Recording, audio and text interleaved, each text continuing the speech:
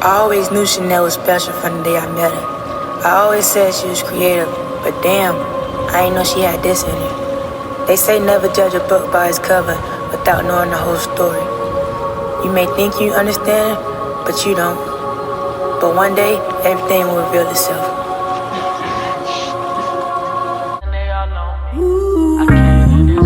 Hey, yo, N.E.L. Hey, what's up? I got you. Got you, man. R.I.P. Grammy. Free my brother. It's free you till it's backwards. Look. You surprised right now. Welcome to another edition of RSG Live on the lounge. You surprised right now. You see, I'm in the booth with my guy. Yeah, y'all got surprised here. I got my man, the game changer, in the building. How you doing, man? I'm great, man. I'm great. How you doing? Man, I'm doing well. This it's exciting, weekend for me.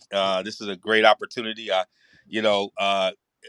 said on the previous podcast that I think we've had maybe a couple student athletes. Last student athlete we had on was Fred Van Vleet, and we know how that ended up. And so now we get a chance to have another student athlete on, and it's a little personal for me. You know this, Mark. It's a little personal. You know how that get with the journey. You had a daughter who played college basketball. You had all this stuff. It's a personal journey, man. So I'm glad you could be here with me tonight. Yeah, I appreciate the invite, man. I'm looking forward to it. It's always great when you can connect with young folks who are out there and walking in their purpose and doing the things that they feel like they've been put on this planet to do. And so I think we found another one. So Yeah, we let's go found ahead and another one. We dig found in. another one, and so we, as usual, we always want to encourage you to, check us out and get out here to, realsportsguys.com. You got to go check out what Marcus and Sekou are doing. You can catch them on all the podcast platforms. With the Hustle and Flows, they've been killing it. I text Sekou, he was out there golfing last this weekend, trying to kill it a little bit. So, but it's good to have your vibe in here. We had a part one interview with N.E.L, and it had some pretty good reviews. Folks were coming back. I had family members reaching out, tell me, and it's good. And we said we're gonna come back after the album drops. We said we're gonna come back and do it after the album drops, and so we gonna do that. And so we're gonna bring her on back into the place with us. How you doing, young lady? How you doing? What's up? How you doing? All right. I want to How you know doing, how you Marcus? feel. What's Huh? up? Yeah, I want to know how you feeling now that we were talking, hours before the release of the album. Now the album's out. What's it been like this weekend? I mean, it's been crazy. I done got like a lot of good reviews, just on like the enhancement of the music from Shades of Blue, Yep. from the last stuff I posted. So just the elevation I created, that's like been the best of what people been saying about the album. Yeah, I'm toggling every time I turn around and listen to the album. I always have a new favorite song, so I think I've been texting, and so I don't know where I'm at right now on it. But I remember you saying to me, people said I've been working out. I've been working out to it, so it's one of those things where it elicits all kinds of emotions. So it's good that you beginning to get that good feedback in. I want to bring my guy Game Changer in here, and just we can talk a little bit here before we gonna put you in the booth with Game Changer for a little bit. A former MC. I don't know if I can call him a former MC, current MC. Both basketball. I want to put y'all in the I'm booth I'm together so y'all definitely can have a retired. conversation I'm about definitely this. retired. But you still dunking. You still dunking. So, but I'm gonna bring you in here, Game Changer, just to open up. I know you've had a chance to take some notes, but I want you to maybe have get a little overview of what you felt so far before we put y'all in the booth. Yeah, so like the album itself, I think is really dope. There's a level of maturity, not only lyrically but also musically, that I think is different than a lot of what you hear young people kind of the soundscapes that young MCs tend to rock over. N.E.L has a very different vibe, and it's new and it's fresh, but you definitely hear those impulses and those echoes from like that true school hip hop is there, kind of laying underneath, and she's built upon that and layered upon that, and kind of made it her own. And that's what's crazy about it. It was like I was listening to it and I was like, yo, this is wild. This is good. Like this is, because I ain't gonna front. I'm super critical as a music listener, and D knows this. And so I take my hip hop really seriously. But this is a project and a piece of art that is like for real art. Like you can tell that it's personal, it's introspective. You're locking in on that internal struggle within yourself. You're also telling your overall story, and you're doing it artistically. That's the other thing. Like it's not just like you getting on a beat and talking your talk. It's like actually you're like crafting songs, and that's a whole different skill that a lot of folks who are even more established than you as an artist and who have been in the game haven't figured out yet. And so the fact that you are locking in on that skill of songwriting along with the lyricism is like that's immense and that's huge, and that's what really kind of like started to draw me in. And I kept like, okay, let me see what she got this on this joint. Let me see what she got on this joint. And you just kept bringing it. And so that consistency is also just a real tremendous quality. That's something that I always look for in artists is the project. Do they got like one or two songs that are like, okay, yeah, I see what they hit the mark on those, or did they have like consistency and they kept hitting you with different styles and different ways of telling the story and bringing different feelings and different colors into the story that they're telling. And you did that. I mean, you did that well. So I enjoyed it. It's in my rotation right now, and that's hard to get into. I'm like one of them old school coaches. They got that 6-person rotation. So, if you get into the rotation and you get minutes, you earn them. So you in the rotation. So that's a good place to be. What's the feel to hear that kind of, when you put all the blood, sweat, and tears into it? What does it feel like to hear those type of remarks to your project? I mean, it's definitely.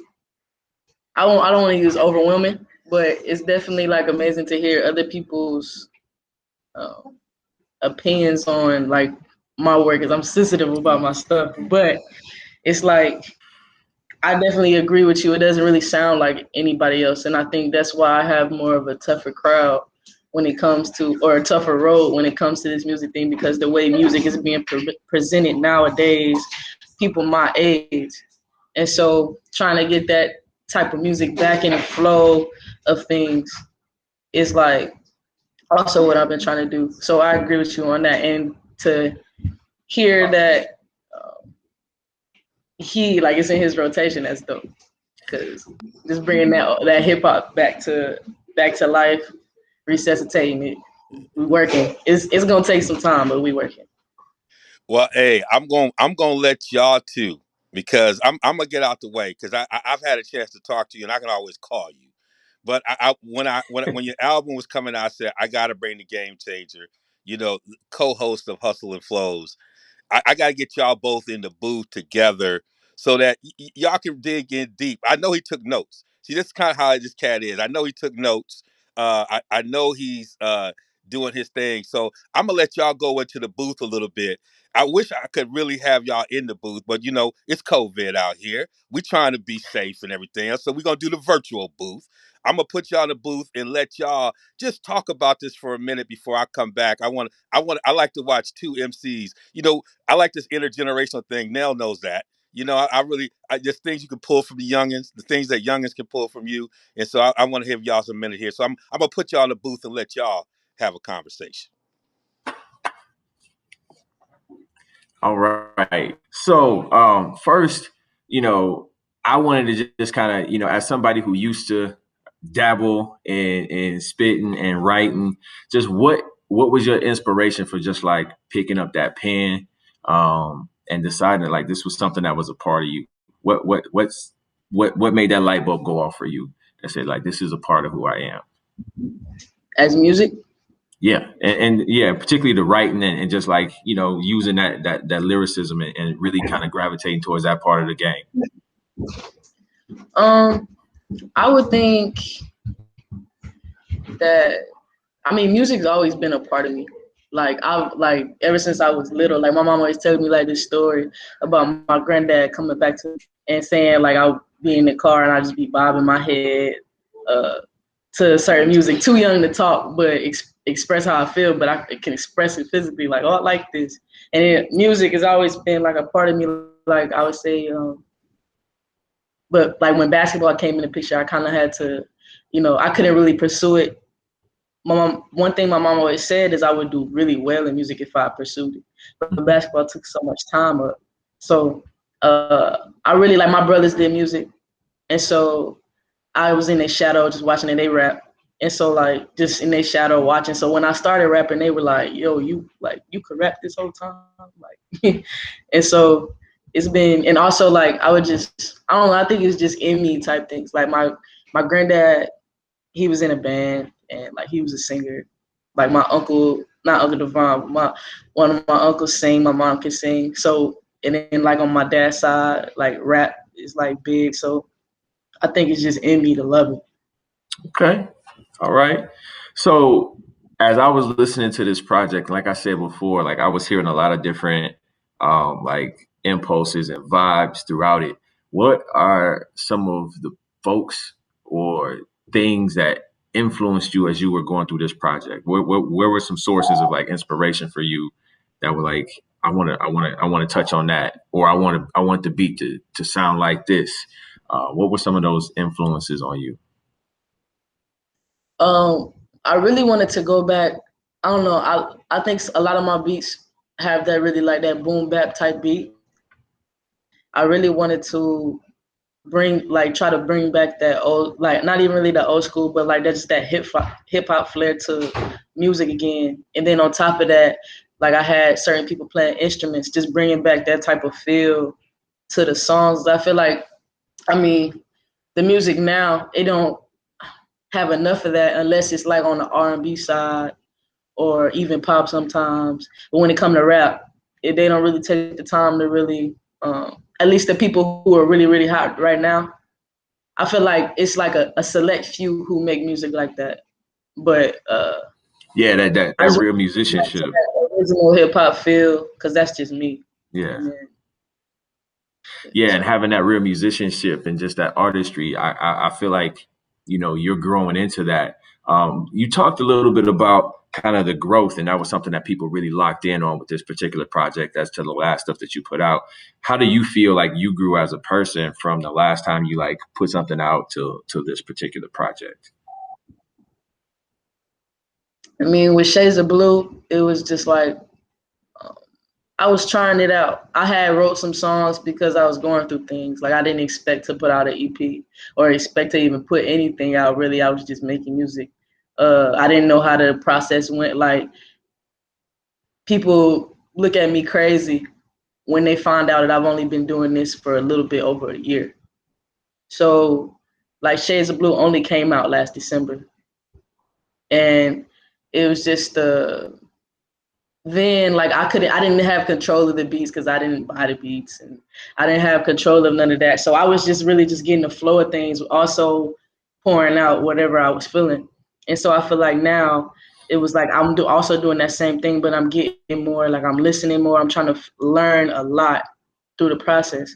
I was learning a lot of things. Like even like when I was in the studio and my engineer was mixing, I was watching everything he was doing, just to like see, you know, how did he make me sound like this? So now when I go, I can be like, oh, I know like I want the like I need the, like a ketone right here on this part of the Hmm. song, or I need like I don't know if I like that EQ right there, like or you know what I'm saying? I could pinpoint what I Absolutely. Yeah, you so can tailor it. so I've definitely learned a lot, especially with sound. I'm still learning, but hearing certain things, really trying to really take my time on trying to hear those little details. Because I think the first time I went to the studio, it was like I went to the studio, I recorded, like I spent that whole time recording. I spent like 4 hours recording. I've recorded 4 songs. I went back and recorded the rest of the songs like 2 weeks later. And then after that, I did like some detail type sessions, just like because I waited a little bit to hear it. I heard it, listened, and I found like it was little details, but they were big to me. and it would have bothered me if I didn't get past them. So, and just like not like just enhancements, it was just really enhancements, try to make it better. Like even on Matter of Time, it sounded like it wasn't loud enough for me. And so when I went back in, I was like, I need you to boost all of that up. I need it all to come up. And it turned the song into a different direction. So I think I'm really learning my way around sound and trying to figure out, those avenues. The growth, music-wise, I'm getting really more confident with my voice. I feel like even on Shades of Blue, I'm not going to say I wasn't confident, but I was trying to get the feel. So that was my first time in like a real studio. So just getting the feel of how the studio life is. And so when I went for this album, I was comfortable. I knew what I was getting myself into. So hopefully even on the next one, it'll sound even better. Yeah, A Matter of Time. That's a joint that really stuck out to me, and it was the way you set up with the interlude and everything. As you talked about the concept of time, like tell me about how that song and that idea kind of really came about from an artistic perspective. Like, where did you pull that from? All right, so Matter of Time, feat Trey, my friend Trey. Literally when I was like, Trey said, "Hey, yo, let's make a hit." That's literally what he told me. And so, he hit me up, was like, "Hey, let's make a hit." I was like, "Okay." So I had just moved into my apartment at the time, and he had came over. I didn't have no furniture. Well, he's sitting on the floor. He was like, "Yo, I got this beat. Like, I think you would go crazy on it." And so he played it. My TV was set up, so we played it on my TV. And I was like, "Yo, this hard." So I wrote my first verse. And then that's all I wrote. And then we both were super busy, so we didn't really come back to it. Shades of Blue dropped in December. And I'm going to stop right there. The Time interlude, I wrote that because like that was something I was dealing with. Like that was kind of a look in the mirror type poem I had wrote. And I wrote it at my friend Kiana's house. And we had, I think it was before practice or something. And we was just chilling before practice. And I had wrote it. And I had told it to her. It had nothing to do with the album. I just wrote it. And so when Shades of Blue had dropped, we had my listening party, and then Trey, like we start getting back to music, and we end up finishing the song over time. And then when I listened to the Time poem, because I hadn't listened to it in a while as months went by, I was like, yo, this can kind of tie into the song that I'm finna drop with Trey. And I was like, it'll go good as an interlude, like right before it. And so I thought it was just perfect. And so I played that, had that set up as the interlude. And then I think my last studio session I had, when I was like, it would be dope if I put like a little alarm clock at the end that kind of flows into the next song, just to really symbolize like time, like it's not waiting. You got it. Like it's only a matter of time. Like now, it's like now. So that's just kind of how that came about. Like I've been working on this project for a minute. Not like Matter of Time, I guess, was the first song I worked on, not knowing it was going to be on the album. But I think I started working on this album January 1st. So. Okay. Yeah, I mean, like just the way you set it up, and I felt this, but you just confirmed it for me that like a lot of your lyrics stem from poetry, and because I could feel that and hear that in your content, in your wordplay, and the way you set things up, and the way you kind of put things together. I could hear that there was definitely like a poetic lineage in what you were doing. Um, Tell me a little bit more about that. Like, is poetry a big part of kind of like your MC style, your writing style? The type of rap I do, I mean, yeah, I would say like rap is poetry in general. They're just poems with a beat and a All cadence right. and a flow. So like it's just I guess with the type of music I do, yes, because like poems come from what you feel. They're and they metaphorically they're telling an audience what you feel. And so I feel like Okay. when you got bars, you rapping and you got bars, the bars also, like a lot of the bars is metaphors standing for someone else. Word. You gotta be there and be able to actually understand. You gotta actually listen to what I'm saying. Like most people get tied into that beat, like, oh, that beat hard, and don't realize what they're saying. Like, I love Michael Jackson. Love Michael Jackson. But I remember this one day, I think I had the Michael Jackson experience game, and we was listening to Don't Stop Till You Get Enough. And you get so tied into that beat, like, boom, boom, boom, boom, da, da. Like he come in. If you actually listen to what he's saying, you're like, Yeah. who wrote this? Right. Who wrote this? Like, Exactly. you know what I'm saying? Like, come on. But the beat is so crazy. Even now, like the beats are like people get really good beats, and they like what they're talking about is like, I could have wrote that. My mama say it all the time. She said, just give me a good beat and a good hook, and I got a hit. Right. I can't look. But like with poems, like you have to actually listen to what I'm saying to understand what I'm talking about. And I feel like that's the special piece of it. And you know, I think for the younger generation, like, and I won't say it's completely because there's some dope MCs across all generations, and I think this younger generation has some really dope MCs who do invest the time into really layering out their rhymes so that you do get that, like, after 3 listens, I'm still discovering stuff. You know what I mean? I'm still unpacking layers of metaphors or wordplay or just messages that maybe I didn't catch before that are woven within. And your music has that, and I think that's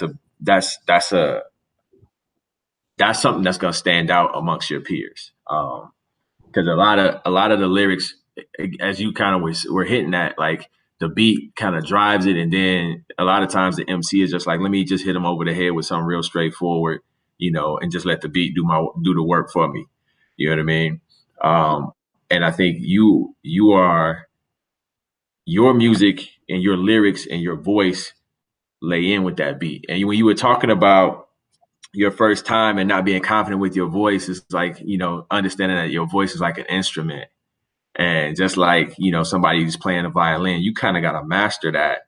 You know what I mean? And you could hear that you're beginning to like really find that voice, your voice, and your confidence on this, and just being very, very assertive and very grounded in who you are and what the messages that you want to send. There's lots and lots of like personal stuff in here. What are some How did you want to use your personal experiences to like shed light on like larger messages that other folks might resonate with through your music? I think I keep going back to Shades of Blue. I think with that one, I didn't know how relatable it was going to be until it came out and people could relate to it. And people could, because like I just felt like me being able to be relatable, I could talk about relatable stuff. I think that's the point of like music and people who really invested into it and like really love the music aspect of things and being an artist. It's about impacting people and making sure you touch them in any type of way. So I think just creating relatable music and think the things that I'm going through, I know a lot of people have gone through, or they've gone through the core of it, but maybe have branched off into a different lane of it.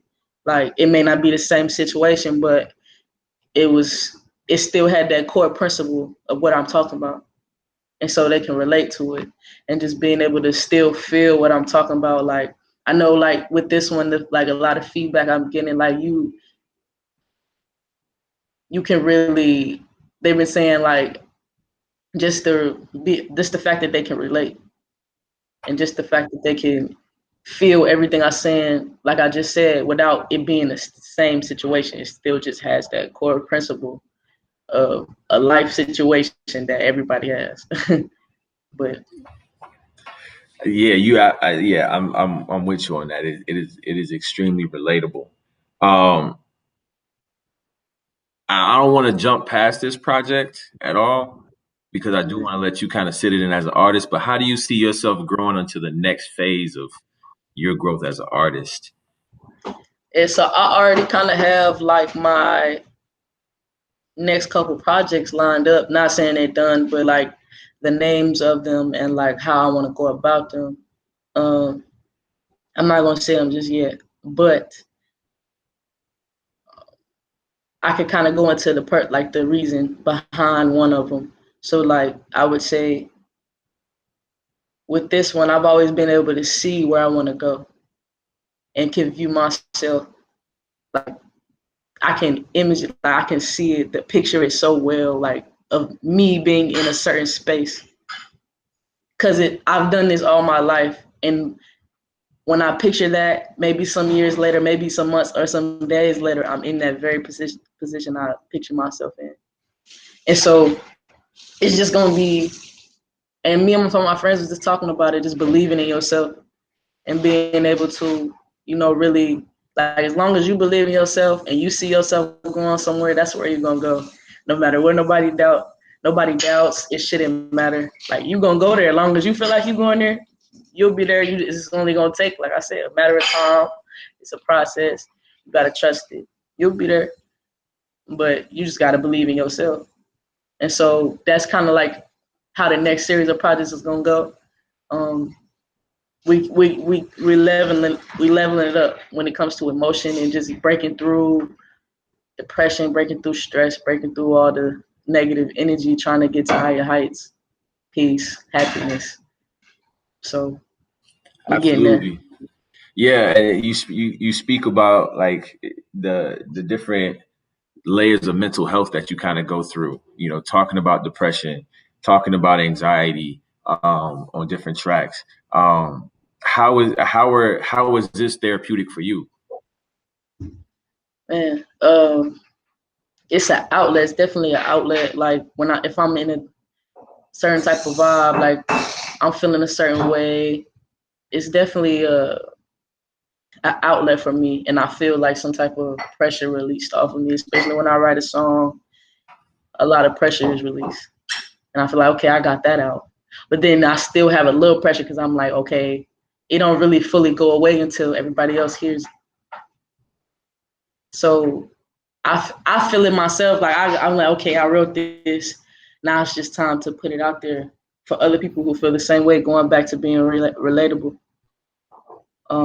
making sure they're not alone. Like, because when you go to depression, you feel alone, regardless if you're in a crowd, regardless if you're around people, you still feel alone. You still feel it by yourself. And not saying I don't still struggle with those things today, but just being able to identify certain patterns, identify what certain triggers, and being able to talk about them is an outlet for me. Okay. So, All right. So to finish this up, I want to kind of get to know you a little bit in a different way. So I got a little game we're gonna play. It's called Listen, Save, or Delete. So I'm gonna give you okay, three things. All right, three choices, and they're gonna be music related. You can listen to it, you can save it for later. So you can listen okay, to it now, you can save it for later, or you're gonna delete it. All right. all right. So I you bet. ready? All Yeah. right. First one: Tupac, Biggie, Jay-Z. Wow. Oh my gosh.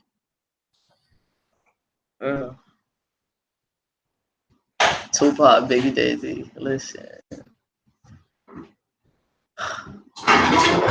this is You horrible. gotta delete a goat. So Oh my gosh, this is horrible. Uh, okay. It's just for the sake of the game, y'all. Don't get it twisted. I'm listening to all of them. All right. Let's see. Listen, Jay-Z, save Biggie.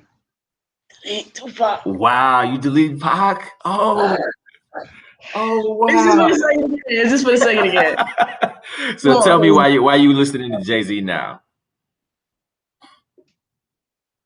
I feel like Jay-Z, I listen to a lot. Like ever since I started music, I mean, I was listening to Jay-Z before, but then my brother really put me, when I started music, like I knew his catalog, but my brother put me deeper into his catalog.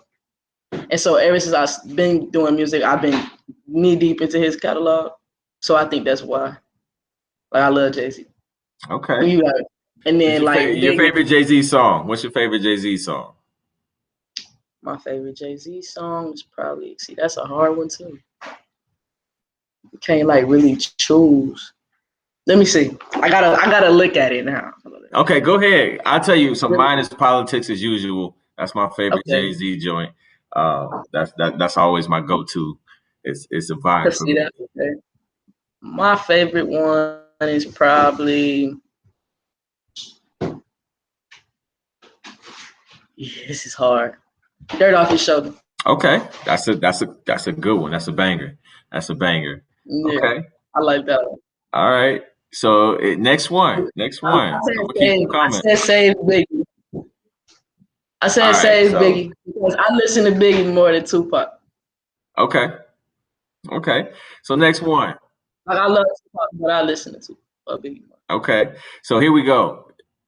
Listen, save, delete. You got N.W.A., Wu-Tang, Outkast. Oh my god, you put me in a hard I know. place because like I'm Outkast. gonna make you squirm right here. I'm gonna make you squirm. Oh god, you said N.W.A. Wu Tang Outkast.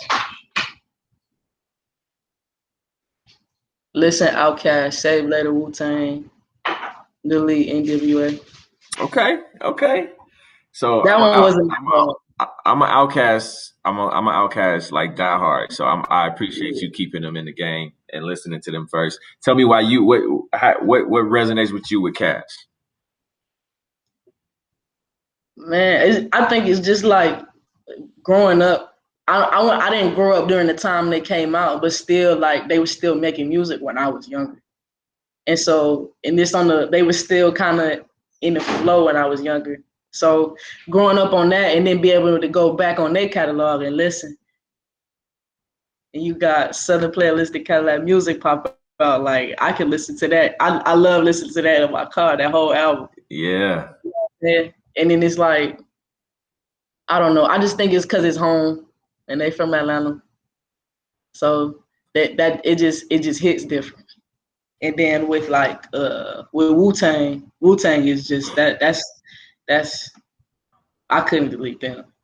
I just couldn't. Okay. All right. So this next one, uh, I'm gonna bring it forward to now. So those are kind of some old school influences. So bringing it forward to now, some of your contemporaries, Rhapsody, Meg The Stallion, or Nicki.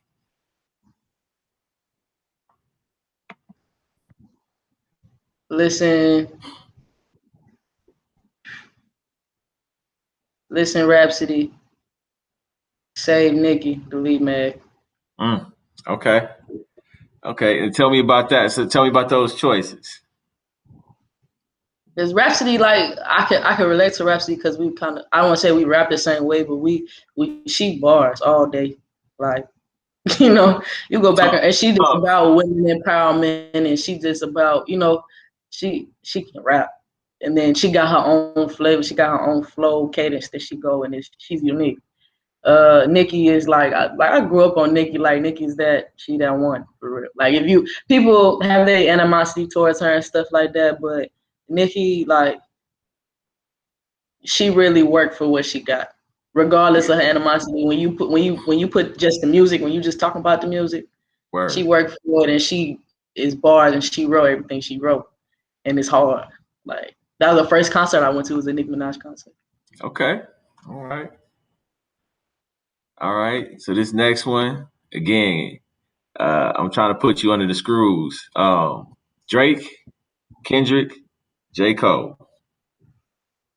Listen, J. Cole, let's save later for Kendrick. Hold on. Listen, J. Cole.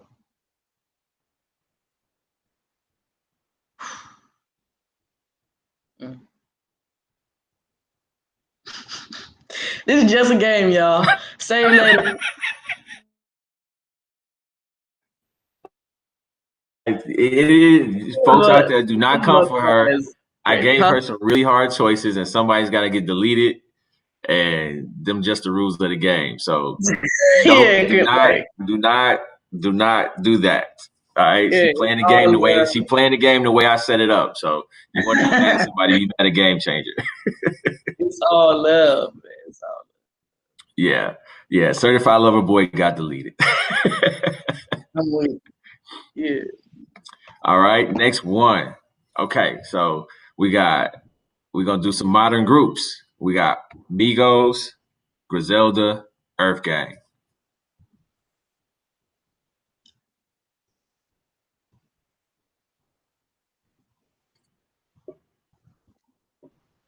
Listen, Earth Gang, save later, amigos. Delete Griselda. Okay, okay. Speak on that. I mean, Earth Gang is hard. Like that's, um, I, it's the vibe for me. And then Migos also was just another home growing up on Migos. Like to me, they don't sound like they still hitting, but like growing up on how when they first came out and they had that I don't know, it was just that thing they had, and growing up on that, like middle school was when it hit for real for me, and so like it was just being at home. They from Atlanta, so Okay. All right. Well, that's all I got. I appreciate you playing my little game and making you a little nervous. And again, don't nobody out there come for her. But yeah, I appreciate Devon pulling me in. I'm always down to check out new music, and I like I said, I've enjoyed your project. I look forward to see where you're going next. And you got a new fan, so thank I'm gonna you. be following. I'm gonna be singing your praises, pumping you up. I'm putting you as an artist I follow on my Spotify, so I will be checking you out as you continue to grow and develop as an artist. This project is super dope. Folks out there, if you haven't checked it out, go check it out. Um, it's new, but it's refreshing. It's got a soul to it. So just check it out, man. It's dope. It's dope, and I mean that. So I don't like putting my name on stuff that's whack. So if I put my name on it, it's good. See, I brought you here to get certified. You already certified, but I brought you here. You came into the booth. You came in the booth. It's like old school. Rhapsody. You had to come in the booth and do it, and you did it. You did it right. Um, I was tripping out without you going through the game. I was like, oh yeah, it's just a game. But you hit it right. You hit the right notes. I, you hit the right ones. You hit the right notes. Well, hey, Man, man. it was hard. Like I couldn't. I couldn't. It was hard. That was some good questions. Yeah, I didn't make it easy for her. Well, hey, He did. I want to thank you for bringing Uncle along on this journey with you, and we're proud of you. And I've been sending messages to everybody I know, and just keep like striving for that greatness like you always do. Just keep doing it. Find your lane. What the beauty is about music today, and you and I talked about this, is that you can find your tribe. You ain't got to look for nobody else. There's enough people in the world that you can find your tribe. And I think the kind of music you're putting out, the depth of it, it goes across generations. I think about my own journey and some of the things that I'm trying to focus on, even at this point in my life. I can relate to it. And when you can tap into a nerve like that, that's intergenerational like that, that's something. But you've always had that spirit, and it's good to see that it's shining, through your music. And so, we just want to wish you well and know that the RSG is here behind you. We pushing you like anything wherever you go. I've been pushing you. I've been mentioning you all everywhere I go, but even before this, before you even dropped the album, and just wanted to, it's been an honor to have you here with us, and we'll keep listening to your music, and we'll have you back on it again. And like I want to tell all y'all out there, last time we had a student athlete on here, y'all know what happened. He won the NBA championship. We see stuff before. Marcus has said stuff. We see it up on ESPN, the underground. We do stuff, and then y'all see We it on the find it mainstream, first. right? They We come around after everything and blown up already. We see it sizzling. We see the fuse lit already. So that's it. We see the fuse lit. So we just let y'all know now. These old G's over here done figured it out. So hopefully the rest of y'all do. We'll see you on the other side. This is another RSG live at the lounge. We're here with N.E.L. Go get that. Go get that stuff. Tell them what they got to go get. Tell them what the album. Tell them the album. The Golden Child Mindset out now on all platforms. You can get that. You see, I got some more merch on, some LMS merch, LMS lifestyle merch right now. I'm gonna get that. It's coming out pretty soon. That also got my Over Your Head merch coming out. My Over Your Head merch. So we coming. I'm excited. Y'all got to go do that. Y'all got to go hit that out, and you know, you know where to get her. Get it there on IG. We'll make sure all that stuff happens. You get on this video. We'll see you. And I'm gonna make sure I get my merch too. I need to be outfitted. I got to get that stuff right. Yeah, I got you. I'll be down there. I'll be on the road to go get mine. We'll get something for the game changer. We gonna represent over here. We're gonna do it right. no Sure. doubt. All No right. doubt. All right. Hey, rest of y'all, we see y'all on the other side.